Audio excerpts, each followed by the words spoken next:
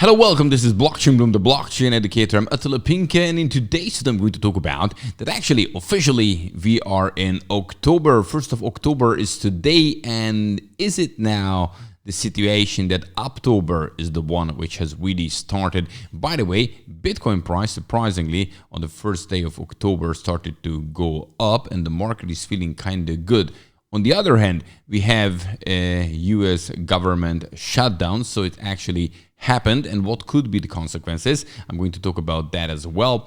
Let's talk about the fact that BNB's chain official X account was hacked, and USD issuer partners with Deutsche Börse for Europe's stablecoin adoption. So a lot of things in today's video as well. Don't forget, every single day I'm bringing you the freshest cryptocurrency and blockchain news here on blockchainbloom to keep you up to date. So if that's important, simply subscribe to this YouTube channel, hit the like button if you like this kind of content, and now let's do it.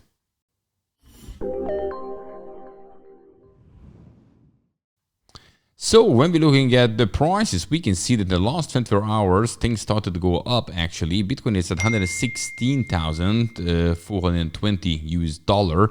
And that's a 3% increase in the last 24 hours. Ethereum 4,300, another 3.5% increase. The top gainer Zcash 44% up today, Pump 25%, Pudgy Penguins Pengu token 12%. And a couple of others also going up. Losers, almost no losers. Aster is the only one which is down 2.6%. Then we have MYX down 2%, but the majority actually it started to today go up on the first day of October.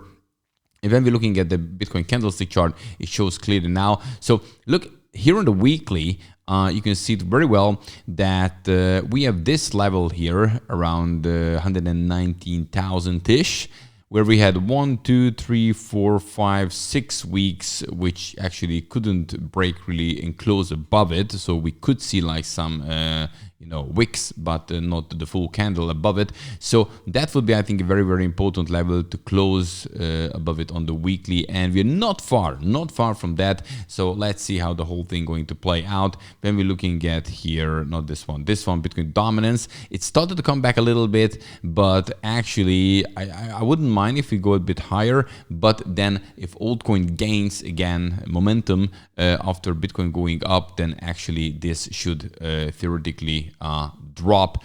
And also when we're looking at Ethereum price, again, not far from its all-time high. We're talking about 14%, so it's not a big deal at all if really things start cooking. But now let's talk about this October, and let's check how September has actually closed.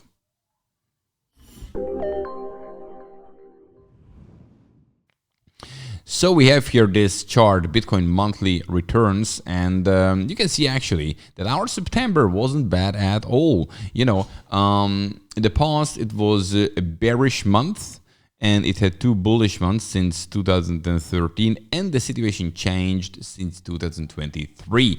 Since that, September turned out to be bullish, and August was the one which was rather bearish. This was the case in this year as well.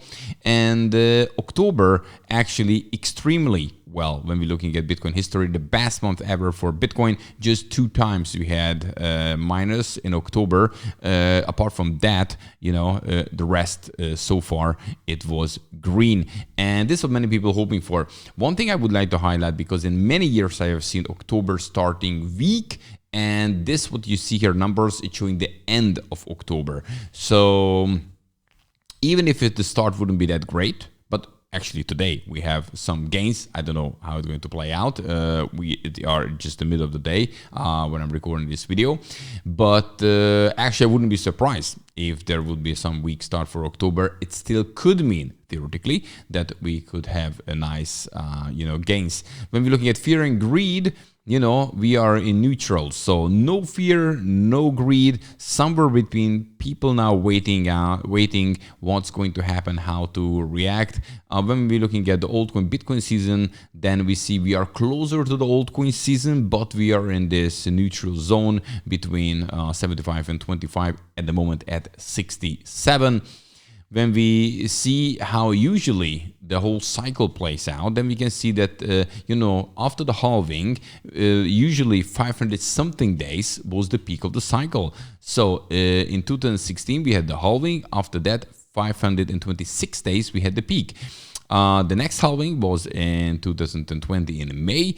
After that, 548 days, we had the peak. And then now with October, we are in the 500 plus days, because with the halving last year in 2024 in April. And in that case, October-ish could be the peak for the halving. And for that, we should have a strong October. So question mark, will this really happen in October? Will that be rather, you know, pushed out? As you can see, this is more days than it was before, so it can push towards November, and then we have some bearish momentum. But 2026 could also bring some gains if we have a new Fed chair and so on and so forth. So yeah, interesting times we are living at the moment. When you're looking at the inflows into Bitcoin and Ethereum spot ETFs, you can see that we had yesterday and before yesterday, again, very nice inflows, and both goes for Bitcoin and also for Ethereum, as you can see it on these 2 days. So even the ETF market, it started to be more optimistic as we are reaching now October. And so far what's happening here? Let's refresh. The bottom line is, so now the chance for a rate cut in this month, now at the end of the month, 29th of October, it's almost 95% at the moment. So probably another rate cut going to happen if, you know, something is not changing. But what is interesting, we have now a government shutdown, and usually it's not a huge thing for the market, but we are in critical points when we do need some data to calculate, and there is some data holdback if there is a shutdown.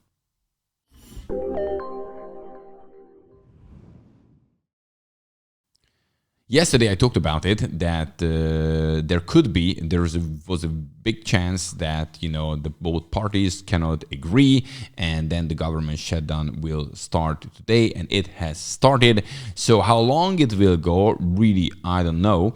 But another thing is that let's summarize it a little bit. Here we have some good points. Oh, sorry. Yeah, I didn't share. So this was the article, but actually here that this is the first time since 2018, you know, that the US is about to enter a government shutdown, and investors are bracing for it. So basically, what does it mean at all? So the last time we entered the government shutdown was back in December 2018. So again, under Trump. The shutdown lasted, that was the longest actually, for 35 days, making the longest government shutdown in the US history. And the average length of the shutdown, by the way, is about 8 days. And here a couple of other things. The S&P 500 has ended higher 1 year after the shutdown in 86% of the cases. The S&P 500 posted an average gain of 30% 1 year after the shutdown ends. And during this 35 days of shutdown, which was back in 2018, end of it, you know, S&P 5 rallied 11%, so it wasn't bad for the market at all. And so basically, all these things are not definitely bad for the market. The only thing is that they holding back important data, what the market would like to calculate with, which direction they should bet. That's the only thing. But you know, the longest was 35 days. This was the longest one. So average 8 days. So probably it won't go that long. But I mean, multiple months. That's what I meant. So let's see how it plays out. So far, not that bad for the market. Today, the market doing so far pretty good. Okay, next topic. Let's talk about BNB's official X account, which was hacked.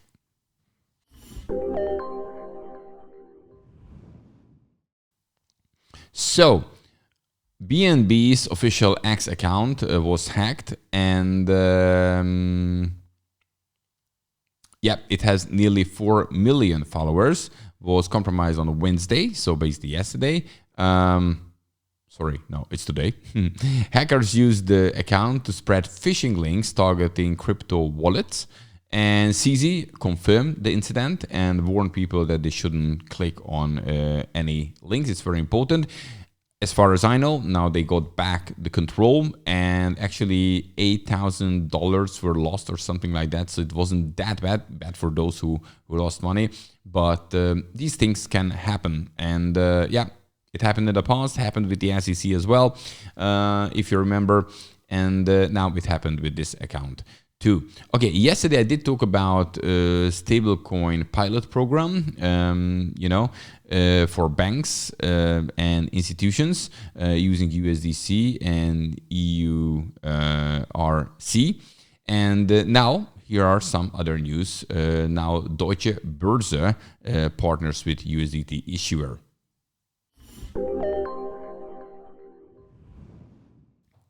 So stablecoins getting a bigger and bigger thing. So now the USDT issuer partners with Deutsche Börse for Europe stablecoin adoption. So the collaboration targets circles euro-pegged EURC and USDC stablecoins, and Deutsche Börse Group and Circle Internet Group have signed a memorandum of understanding to integrate Circle stablecoins within Deutsche Börse's financial market infrastructure. Bottom line is that what we can see day by day, that stablecoins getting more and more power here, even now in Europe, not just in the United States. Or there we have the Genius Act signed by Donald Trump in July. So yeah, stablecoins could be the future now in a more regulated way. So yeah, I think this is the direction we are going. Guys, don't forget, every single day I'm bringing you the freshest cryptocurrency and blockchain news here on Blockchain Bloom to keep you up to date. So if that's important, simply subscribe to this YouTube channel, hit the like button if you like this kind of content, and see you in the next one. Have a good one. Bye-bye.